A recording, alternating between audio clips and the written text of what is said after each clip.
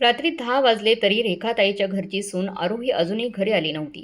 ती आली नाही म्हणून रेखाताई खूप टेन्शनमध्ये होत्या. इकडे-तिकडे फिरत होत्या, घड्याळाकडे सतत पाहत होत्या. त्यांनी आरोहीला अनेकदा फोन केला पण ती फोन उचलत नव्हती. आरोही 6 महिन्यांपूर्वीच रेखाताईच्या मुलाला रोहितला सून म्हणून घरात आली होती. रेखाताई लग्नाच्या वेळेस खूप आनंदित होत्या, पण तो आनंद जास्त काळ टिकला नाही. कारण आरोहीला सून म्हणून कुठलेही चांगले लक्ष नव्हते. ती फक्त तिच्या घमेंडीतच होती. घरात आरोहीचा नवरा रोहित, सासू रेखाताई आणि एक लहान मुलगा सुधीर, जो जॉबमुळे बाहेर पडत होता. त्यामुळे सध्या फक्त रोहित, आरोही आणि रेखाताई हे तिघं त्या घरात राहत होते. परिवार लहान होता पण पैशांची काही तंगी नव्हती. घरात प्रत्येक कामासाठी नोकर होते. रेखाताईच्या पतीच्या मृत्यूनंतर सगळा बिझनेस रेखाताईच सांभाळत होत्या. रोहितने शिक्षण पूर्ण केल्यानंतर आईसोबत काम करायचं ठरवलं होतं. रोहितला अजून काही काम शिकायचं होतं आणि तो वर रेखाताईच घरीच काम करत होते. त्यामुळे दिवसभर फक्त तेच दोघं घरी असायचे. रेखाताईने काहीतरी विचार करून रोहितचं लग्न करायचं ठरवलं होतं. आजकालच्या मुली खूप उद्धट आणि असंस्कारी आहेत. त्यामुळे रेखाताईने एक गरीब कुटुंबातील आरोहीशी रोहितचं लग्न लावून दिलं. घरात सून आल्यावर आनंदाचं वातावरण होईल असं रेखाताईंचं म्हणणं होतं. पण आरोही जशी लग्न करून सासरी आली तसतशी सासरचा पैसा पाहून ती थक्क झाली. घरात सासू आणि नवरा आहे त्यांच्याशी तिला काही देणं घेणं नव्हतं. तिला फक्त देणं घेणं घरातल्या पैशांशी होतं. अचानक एवढा पैसा मिळालाही तिला पचवणं जमलं नाही आणि हे सगळं आरोहीसोबत घडत होतं. आरोहीला तर माहेरी प्रत्येक गोष्ट ऐकायला खूप आवडायची, पण इथे आल्यावर ती तिच्या प्रत्येक इच्छेची पूर्तता करत होती. दररोज बाहेर फिरायला जायची, मैत्रिणींसोबत पार्टी करत होती, शॉपिंग करत होती, बाहेरून येत होती. तिला सासू आणि नवऱ्याची काहीच काळजी नव्हती. पण जेव्हा सासू तिला समजावायला जायची तेव्हा ती रेखाताईंवर खूप मोठ्या आवाजात बोलायची आणि त्यामुळे घरातलं वातावरण खूपच वाईट झालं होतं. 1-2 वेळा रेखाताईंनी तिच्या आईवडिलांना बोलावून तक्रारी सांगितल्या होत्या. तिचे आईवडील म्हणाले, "हे बघा, आता ती तुमच्या घरची सून झाली आहे, त्यामुळे तुझा तिला काय करायचं ते कर. पण तिच्याबाबत आम्हाला काही सांगू नकोस." कारण आरोहीच्या आईवडिलांना पण माहीत होतं की आरोहींना त्यांची काहीही ऐकायची नाही. खूप वेळ झाला तरी पण आरोही आली नाही. रेखाताई खूप टेन्शनमध्ये होती. अचानक आरोही त्यांच्या खोलीतून बाहेर आला. आरोही आणि म्हणाला, "आई, मी फोन करून पाहिलं पण आरोहीचा फोन लागत नाही." रेखाताई म्हणाल्या, "तू फोन करत होईस का? तुझा फोन लागला का?" "अरे मी पण फोन केला होता पण तिने फोन उचलला नाही." रोहित म्हणाला, "मला खूपच टेन्शन येते. रात्रीसुद्धा बराच वेळ झाला तरी आरोही घरी आली नाही. वाटलं होतं तुझं लग्न झाल्यावर घरात सुख, शांती, समाधान, आनंद लाभ सगळं काही येईल पण उलटं तर टेन्शनच वाढले." रेखाताई बोलत होत्या तेव्हाच एक गाडी त्यांच्या घरासमोर थांबली. जेव्हा आरोही गाडीतून खाली उतरली तेव्हा तिची अवस्था फारच वाईट होती. असं वाटत होतं की तिने दारू प्यायली आहे. आरोही दारू पिऊन आली हे पाहून रेखाताईंना खूप राग आला, पण त्यांनी रागावर नियंत्रण ठेवलं आणि रोहितला सांगितलं की आरोहीला आत घेऊन जा. रोहितनी कसं तरी आरोहीला सोफ्यावर बसवलं. पाठीमागून गाडीचा ड्रायव्हर आला आणि आरोहीची बॅग हातात घेतली. तो रोहितला पाहून म्हणाला, "सर, ही मॅडमची बॅग आहे." रोहितने त्याच्या हातातून बॅग घेतली आणि मग तो त्या ड्रायव्हरला नजर लावून म्हणाला, ही मॅडम कुठून आणली आहेस?" तो ड्रायव्हर म्हणाला, "सर, आपल्या शहराच्या बाहेर जो नवीन पब आहे ना, त्याच्या बाहेर मॅडम अशाच अवस्थेत होत्या." रोहित म्हणाला, "तिला पाहून तर असं वाटत नाही की ही कॅब बुक करेल. मग कॅब बुक कोणी केली?" तो म्हणाला, "सर, मी कोण ड्रायव्हर आहे नाही. मी माझ्या बायकोसोबत तिथून जात होतो. तेव्हा मॅडम तिथे असं वाटत होतं की काही अडचणीत आहे. माझ्या बायकोने त्यांना विचारलं, तुमचं नाव काय, कुठे जायचं आहे? पण त्या काहीच बोलू शकत नव्हत्या. मग माझ्या बायकोने त्यांच्या बॅगमधून त्यांचं ID कार्ड काढलं. त्यावर त्यांचा पत्ता होता. त्यामुळे आम्ही त्यांना इथपर्यंत घेऊन येऊ शकलो. तुम्हाला विश्वास नसेल तर तुम्ही गाडीत पाहू शकता. माझी प्रेग्नंट बायको बसलेली आहे." रोहितने पाहिलं तर खरंच त्याची बायको गाडीत बसलेली होती. रोहित त्या अनोळखी माणसाला थँक्यू म्हणाला आणि तो माणूस तिथून निघून गेला. रेखाताईने रोहितला सांगितलं की आरोहीला बेडरूममध्ये घेऊन जा. रोहित कसं तरी आरोहीला बेडरूममध्ये नेलं आणि तिला बेडवर झोपवलं. बाहेर आल्यावर त्याने पाहिलं की त्याची आई खूप टेन्शनमध्ये बसलेली आहे. दोघेही काही वेळ शांतच होते. काही बोलले नाही. मग अचानक रेखाताई रडू लागल्या. त्या म्हणाल्या, "अरे बाळा, गरीब घराण्यातून सून घेऊन आल्यावर तिचे गुण तर कसे निघाले रे हे? आपण पाहिलं आहे. शॉपिंग, पार्टी, फिरायला जायचं तर होत होतं, पण आज तर चक्क ती दारू पिऊन आली आहे. अरे ही तर आपलीच आहे. घर पूर्णच उद्ध्वस्त करून टाकेल ही."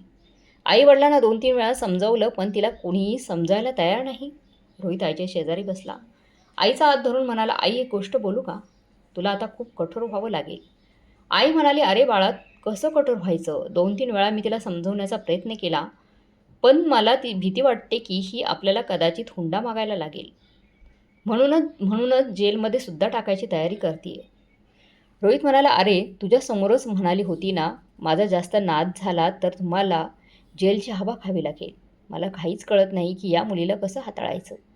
आईला काळजीत पाहून रोहित म्हणाला, "आई, बोलायचं झालं तर आता हे सगळं सहन होत नाही. आई, जे मी सांगतोय तसं तू वागशील तरच काही सुधारणा होईल. नाहीतर कायमची या घरातून निघून जाईल. आई, आरोही या घरात पैशांची एवढी सवय झाली आहे की ती सहजासहजी आपल्याला सोडून जाईल.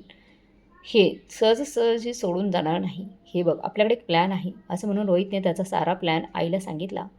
प्लॅनिंग ऐकून रोहितची आई बेडरूममध्ये झोपायला गेली. दुसऱ्या दिवशी 10 वाजता आरोही तिच्या खोलीतून बाहेर आली. बाहेर येऊन पाहिलं तर रेखाताई सोफ्यावर बसल्या होत्या आणि रोहित बॅग पॅक करत होता.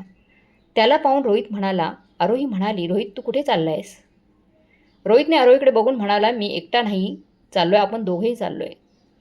दोघांनाही जायचे. आरोहीला वाटलं की फिरायला जायचे. मग ती म्हणाली, "कुठं जायचंय? गोवा, शिमला, काश्मीर?" उत्सुक होऊन रोहितला विचारलं. रोहित म्हणाला, "यापैकी कुठेही नाही. आपण भाड्याच्या घरात राहायला चाललोय. जिथे तुझं माहेर आहे त्या कॉलनीत." आरोही म्हणाली, "काय? तू गोंधळला आहेस का? आपल्याकडे एवढं मोठं घर आहे, तरी भाड्याच्या घरात का राहायचंय?" रोहित अजून काही बोलायला लागला होता तोपर्यंत रेखाताई म्हणाल्या, "अरे आरोही, मी तुला आणि रोहितला या प्रॉपर्टीमधून काढून टाकले. प्रॉपर्टीतून बेदखल केले. त्यामुळे तुम्हाला दोघांनाही लगेच हे घर सोडून जायचं आहे. मला आता लक्षात आलं आहे की लग्न आणि फॅमिलीमध्ये काय करावं, ज्यामुळे स्टेटस वाढेल. मला घरात एक चांगली सून पाहिजे होती, पण तुझ्या पर्सनल कामात तुझा वेळच तुला मिळत नाही. मला आता हे सगळं सहन होणार नाही." ही रेखाताईंची सून दारू पिऊन रस्त्यावर बाहेर पडली होती. माझ्या मुलाची, रोहितची गोष्ट वेगळी आहे. त्याने आजपर्यंत मला कुठलं सुख दिलं नाही. त्याच्याबद्दल तर काय सांगू. बायकोला सुद्धा कंट्रोलमध्ये ठेवलं नाही तर मग माझा व्यवसाय कसा चालणार? त्यामुळे तुम्ही तुमचा बंदोबस्त दुसरीकडे करा. माझ्या घरात नाही राहायचं तुम्ही. रेखाताईंचं बोलणं ऐकून आरोही मोठ्याने ओरडली, "तुम्ही तसं कसं करू शकत नाही? असं नाही करू शकत. जर तुम्ही असं केलं तर मी तुमच्या विरुद्ध पोलिसांपर्यंत जाईन." रेखाताई म्हणाल्या, "हुंड्याच्या प्रकरणात तू माझ्यावर केसच टाकू शकत नाहीस. कारण तुझ्या आईवडिलांनी मला लेखी लिहून दिलंय की त्यांनी तुला आणि तिच्या आईवडिलांना कोणताही हुंडा मागितला नव्हता. असं म्हणून तुझ्या आईवडिलांनी मला सांगितलंय की जेव्हा पण मला त्यांची गरज भासेल तर ते माझ्या बाजूने उभे राहतील आणि तुझ्या विरुद्धच जातील. जर खरा तुझ्यावर अन्याय झाला तर ती तक्रार करायची आहे, पण जर तू चुकलीस तर तुला फार परतावा द्यावा लागेल. तू रात्री दारू पिऊन डुलत घरी येत असताना शेजाऱ्यांनी तुझं ते वाईट हाल बघितलेले आहेत. एवढंच नव्हे तर काहींनी तुझा व्हिडिओही बनवला आहे." रेखाताईंचं बोलणं ऐकून आरोही घाबरली आणि लगेच तिच्या खोलीत गेली. मग तिने तिच्या वडिलांना फोन केला. तिचे वडील म्हणाले, "हे बघ आरोही, तूच आम्हाला हे सगळं करायला भाग पाडला आहेस. पैसे पाहून तू खरंच वेडी झाली आहेस तिथे. तू लहान मोठ्यांची कुठलाही आदर करत नाहीस, आमचं काही ऐकतसुद्धा नाहीस आणि आता तू दारू देखील प्यायला लागली आहेस. त्यामुळे आम्हाला असं वाटते की तू चुकीच्या लोकांना साथ देत आहेस." असं म्हणत तिच्या वडिलांनी सुद्धा फोन ठेवून दिला. आरोहीने तिच्या मैत्रिणींना फोन केला. तिने त्यांना तिच्याबाबत सगळं काय घडलं ते सांगितलं. पण तिला प्रॉपर्टीतून बाहेर काढलं आहे हे कळताच तिच्या मैत्रिणींनी तिला कुठलंही महत्त्व दिलं नाही. नेहमी तिच्याबरोबर शॉपिंग करणाऱ्या, पार्टी करणाऱ्या मैत्रिणींनीही तिची पाठ फिरवली. सगळे खूप प्रयत्न करून अखेर आरोही थकली आणि बाहेर येऊन रेखाताईंच्या पायात पडली, माफी मागायला लागली आणि म्हणाली, "सासूबाई, मला माफ करा. पुढे अशी चूक होणार नाही, पण प्लीज या घरातून आम्हाला काही बाहेर काढू नका." पण रेखाताई म्हणाल्या, "काहीही करून तुम्हाला इथून निघून जावंच लागेल. जोपर्यंत तुला पैशांची आणि घराच्या इज्जतीची किंमत समजणार नाही तोपर्यंत आमच्यापासून दूर राहावं लागेल. तुझी या घरात काहीच गरज नाही आहे. पण हे धन्य मान की कमीत कमी मी रोहितला माझ्या कंपनीत नोकरी देण्यास तयार आहे. त्यामुळे तुझ्या घराचा खर्च तरी भागेल. त्यापेक्षा जास्त मी काही करू शकत नाही. बघ, दरवाजा उघडा आहे, तू जाऊ शकतेस." आरोहीने रोहितकडे पाहिलं आणि तो म्हणाला, "का माझ्याकडे पाहतेस? तुला वाटतं का की मी आईला काही सांगितलं आहे?" "अगं, तू उठायच्या आधी दोघे एका भाड्याच्या रूममध्ये जाऊन राहू लागले." त्या रूमला पाहून आरोहीला रडायला आलं. कारण एवढ्या मोठ्या या बंगल्यातून अचानक एका खोलीत आल्यामुळे तिला खूप वाईट वाटत होतं. श्रीमंती सोडून गरिबी तिला आता अनुभवावी लागणार होती. ती रोहितला म्हणाली, "तुम्हाला हीच खोली मिळाली होती का? यापेक्षा चांगली खोली मिळाली नाही का?" त्यानंतर रोहित म्हणाला की, "मग मी काय करणार होतो? माझ्या पैशातून मला हीच खोली परवडणार आहे." आईने मला माझ्या नोकरीतून फक्त 15,000 रुपये दिलेत आणि त्यामध्ये सगळे ॲडजस्ट करावं लागणार आहे. अगं आरोही, तू तर 6 महिन्यापासून या श्रीमंतीमध्ये राहत होती, पण तू एकदा माझा विचार करते का? मी तर जन्मल्यापासून श्रीमंतामध्ये राहिलो आहे. तर मग मला या घरात ॲडजस्ट होण्यासाठी किती उशीर लागेल? याबद्दल तू विचारच करत नाही. रोहितचं बोलणं ऐकून आरोही एकदम शांत बसली. तिला तिची गृहस्थ करावीच लागणार होती, कारण दुसरा कोणताच पर्याय उरला नव्हता. या 6 महिन्यात आरोहीने कोणतंच काम केलं नव्हतं. तिची काम करण्याची सवय मोडून गेली होती. त्यामुळे तिला खूप त्रास होऊ लागला. हळूहळू लवकर उठणं, फरशी फरशी पुसणं, कपडे धुणं, भांडी घासणं, एसी शिवाय राहणं हे सगळं अशक्य होऊ लागलं. आणि तिची गाडी रुळावर आली. तिला आता पैशांची किंमत कळू लागली होती. एक ना दोन वेळासाठी ती भाजी मंडईमध्ये तोलमोल करू लागली होती. स्वतःसाठी शॉपिंग करून तिने सोडूनच दिलं होतं. हळूहळू तिला नवऱ्याची किंमत पण कळू लागली होती. आता तिला हळूहळू गृहस्थीचा आनंद मिळू लागला होता. 1 वर्ष पंख लागल्यासारखे कसे उडाले हे त्यांना कळलंच नाही. या काळातच त्यांना कळलं की छोट्या भावाचं सुधीरचं लग्न जमलं आहे, पण रेखाताई त्यांना बोलवतील याची कल्पना त्यांना नव्हती. या वर्षात रेखाताई रोहितला किंवा आरोहीला भेटायला आल्या नव्हत्या. एके दिवशी अचानक दरवाजाला कोणाची तरी टकटक झाली. आरोहीने जाऊन दरवाजा उघडला. समोर रेखाताईंना पाहून ती हैराण झाली. तिने पटकन रेखाताईंचा आशीर्वाद घेतला आणि आदराने आतमध्ये बोलवले. रेखाताईंनी त्यांची नजर पूर्ण घरात फिरवली. आरोहीने घर खूप छान सजवलं होतं. आरोहीने रेखाताईंना बसण्यासाठी एक खुर्ची दिली आणि पटकन त्यांना पाणी आणण्यासाठी गेली. पाणी पिल्यावर रेखा तिला म्हणाली की मी माझ्या मुलाला आणि सुनेला इथून घेऊन जाण्यासाठी आली आहे. हे ऐकून आरोही हैराण होऊन रेखाताईंकडे पाहत म्हणाली की सासूबाई, तुम्ही आम्हाला माफ केलं. तिचा प्रश्न ऐकून रेखाताई हसल्या आणि म्हणाल्या की हो बरं आरोही, मी तुम्हाला माफ केलं आणि पटापट तुमचं सामान पॅक करा आणि आपल्या घरी चला. पण सासूबाई, रोहित आरोहीला आपल्या नवऱ्याची काळजी आहे. हे पाहून रेखाताईंना खूप आनंद झाला. त्या म्हणाले की तुला आरोहीची किंमत कळाली आहे. आरोही म्हणाली की मला पण नवऱ्याची किंमत कळाली आहे. प्रत्येक नातं वेगवेगळं असतं, पण बायकोचं आणि नवऱ्याचं नातंही खूप वेगळं असतं. आपल्या आयुष्यात खूप मित्र येत असतात, पण फक्त एकच मित्र आपल्या आयुष्यभर साथ देत असतो, तो म्हणजे आपला नवरा. बाकीचे तर सगळे आपले फायदा घेत असतात. हे ऐकून रेखाताईने आरोहीला मिठीत घेतलं आणि म्हणाल्या की मला अशीच सून पाहिजे होती. बाळा, अशीच सून पाहिजे होती. तुझं लग्न झाल्यावर मी तुला हेच सांगण्याचा प्रयत्न करत होती, पण तू माझं ऐकून घेत नव्हती. पण माझी आजची ही सून आहे. प्रत्येक गोष्ट समजत आहे तिला. आपल्या माणसांची किंमत तुला कळाली आहे.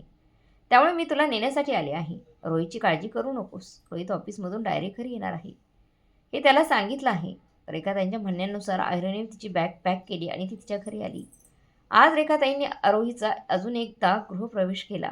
संध्याकाळी रेखाताई रोहितला म्हणाल्या की आता तरी आरोहीला सगळं सांग की ही सगळी आयडिया तुझीच होती. हे बघ आई, काही गोष्टी लपवण्यात चांगलं असतं. आपण ही गोष्ट आरोहीला कधीच सांगायची नाही, नाहीतर तिचा इगो हर्ट होईल. 1 वर्षात मी तिला काहीसुद्धा कळून दिलं नाही. त्यामुळे आई, यापुढे पण काही कळू द्यायचं नाही. असं म्हणून रोहित सुखात रेखा ताईंच्या मांडीवर ठेवून झोपू लागला.